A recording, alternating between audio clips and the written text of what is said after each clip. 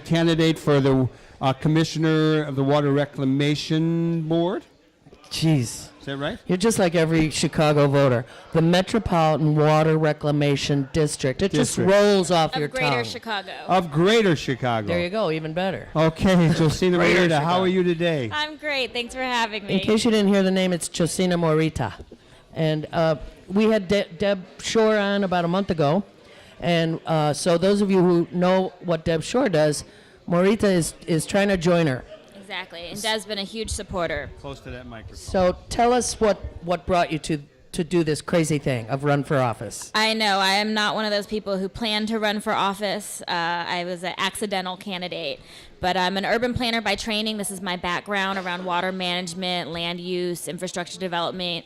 And my background has always been around working on more equitable policy, whether it be criminal justice reform, immigration reform, infrastructure development, making sure that we're developing investing equitably in different communities.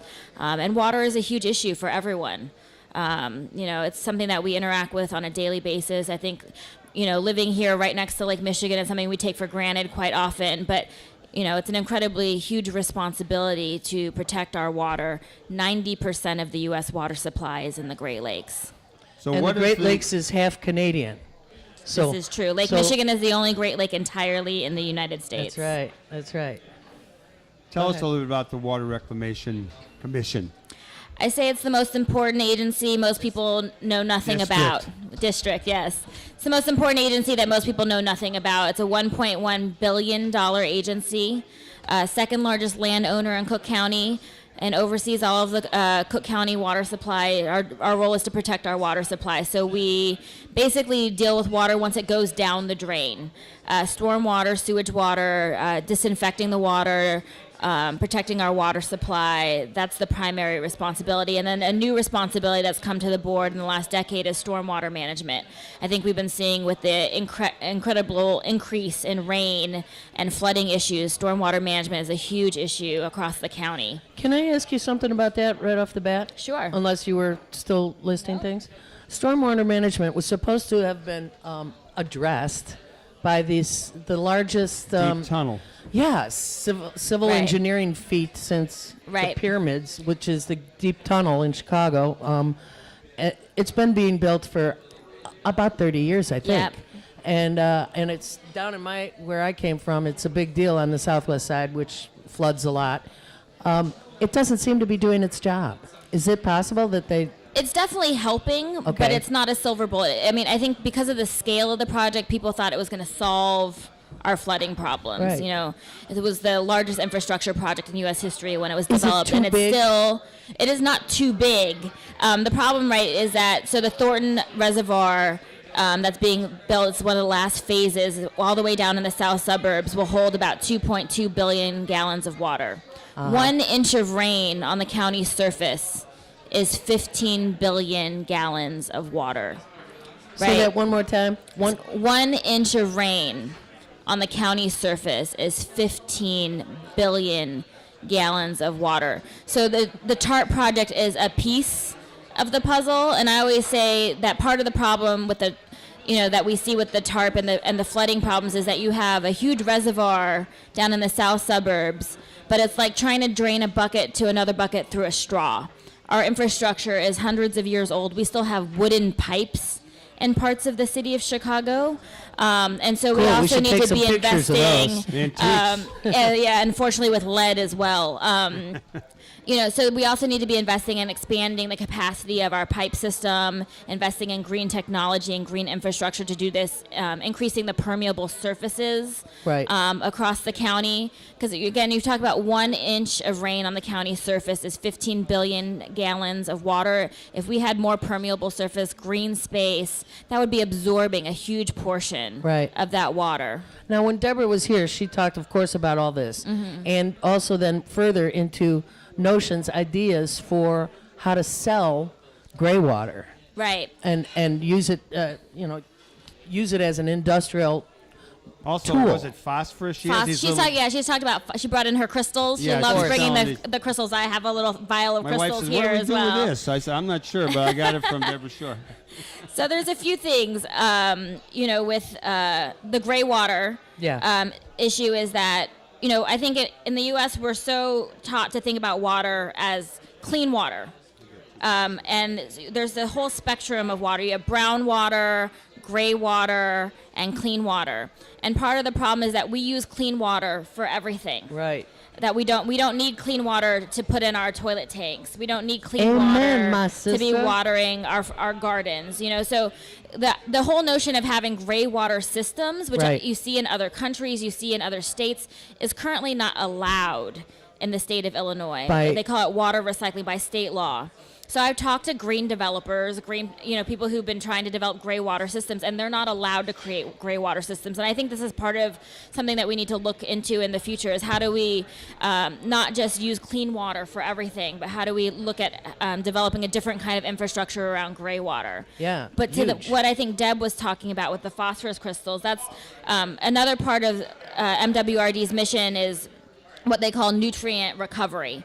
So the idea is to pull phosphorus out of our wastewater and use it as a resource. It's something that we can sell to companies that use for green fertilizers. They're in the process of developing what they call a slow release fertilizer that's not water soluble, so it won't end up back in our water supply. Just The get kind of washed away. chemicals and toxins that are in regular fertilizers. They're also moving to capturing biogases, the nitrogen, and other things that are in our waste, and that's also something that can be turned into energy.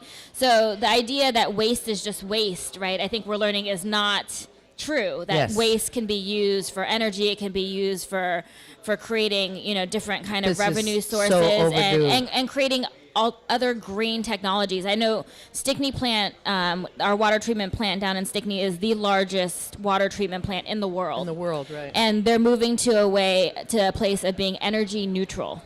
And that's where we're headed. That's excellent. Josina Morita, you clearly know your science. Can you tell me a little bit about the makeup of the MWD? There's You mean Getting there, politically? MWRD. RD. Well, I'm getting close. Put the R in there. Deborah Shore ran as a progressive. She has been a pretty positive force. I'm not sure of the rest of the makeup. It seems to me in the past there were probably people on the board who it was just a political position. It seems that now there are starting to be a group of progressive, really forward-thinking people on the board. Can you tell us a little bit about its current makeup and this current slate of candidates that is running? Absolutely. So it's a 9-member board. Every 2 years, 3 come up for re-election.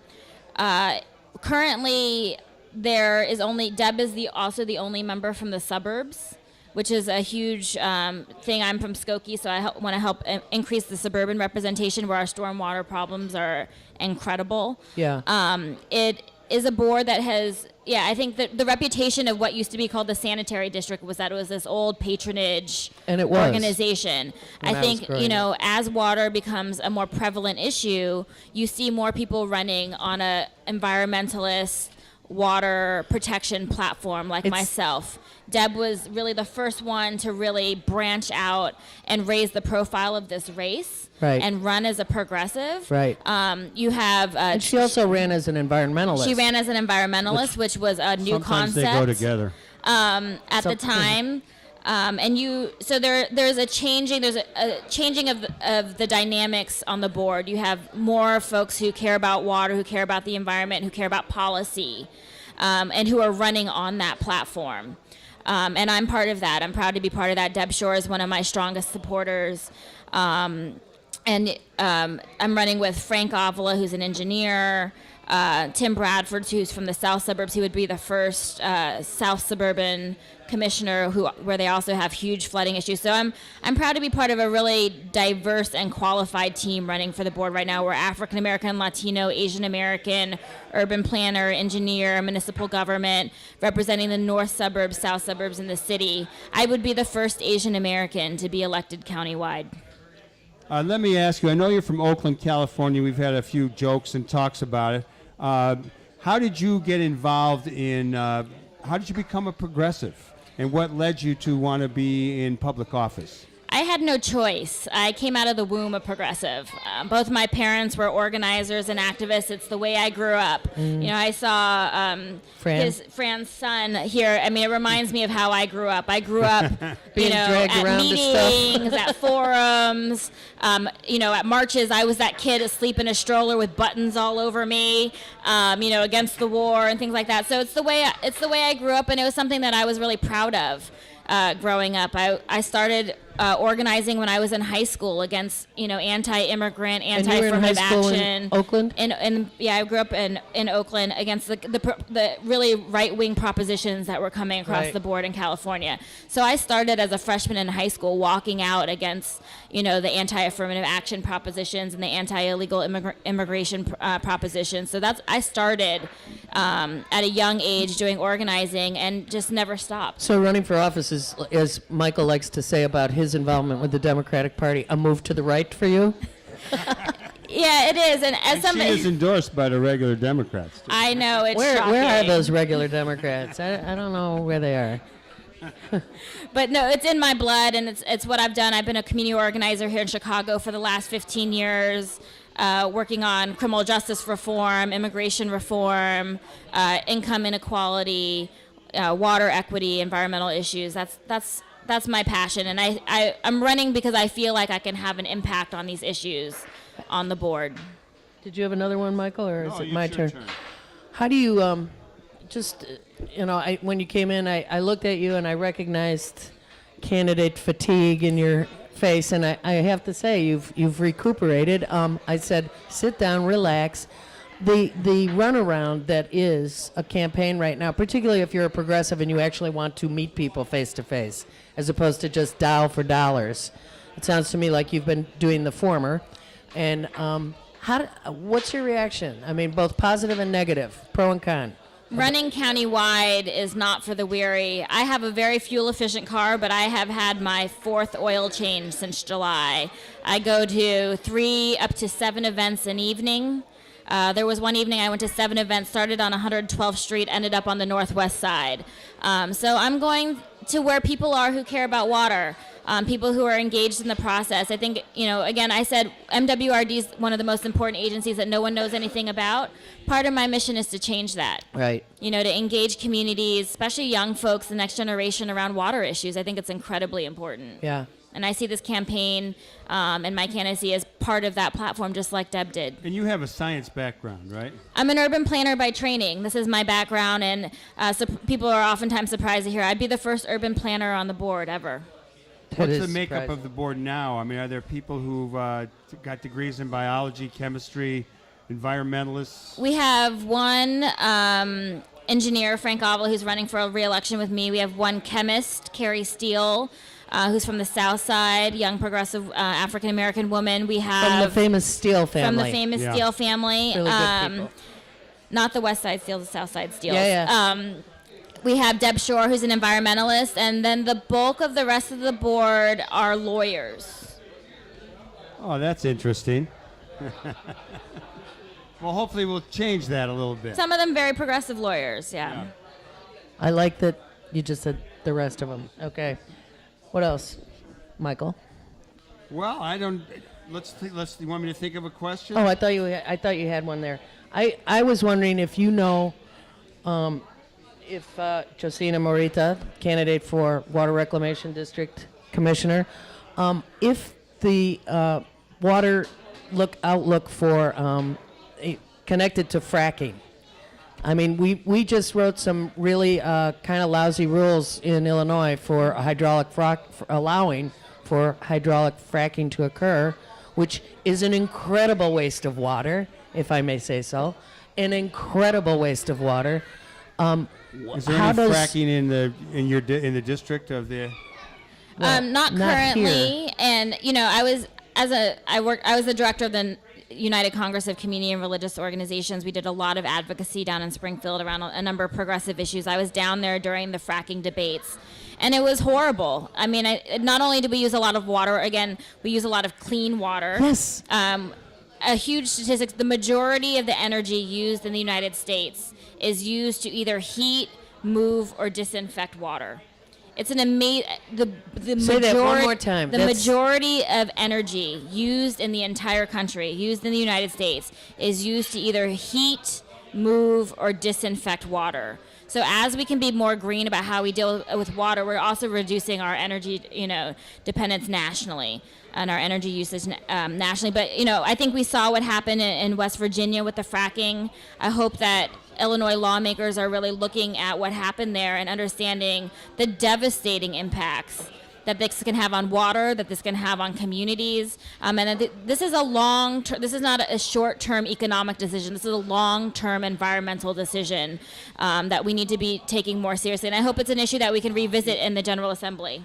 I think that the I just got an email from somebody that there are 2 counties in Texas where the fracking is so intense, the counties have run out of water. I don't know if this is real or overstated. Well, it does use a tremendous amount of water. And when you talk about regions like Texas and Arizona and California that don't have enough water to drink, right, to be using it for fracking does not seem like a humane policy decision. To say the Josina least. Morita, we wish you good fortune in this election. We're glad to become your friend.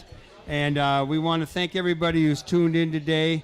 We'll be back next week with another edition of the Live from the Heartland show. Next week we are going to have Flint Taylor, the lawyer from the People's Law Office, and we're going to have Sun-Times columnist Mark Brown, a couple of guys doing real good in the world. And And we will have another women on again, yeah, just like Justine. Don't worry about it. You book some. Yeah. Okay.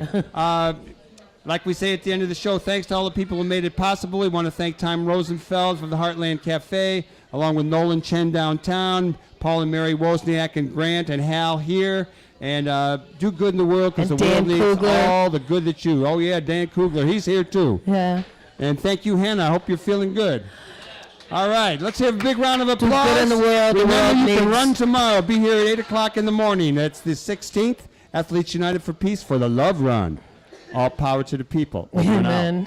Okay. You're listening to 88.7 WLUW, Chicago Sound Alliance, broadcasting from the campus of Loyola University. I just. WLUW, Chicago. Surrounded. I love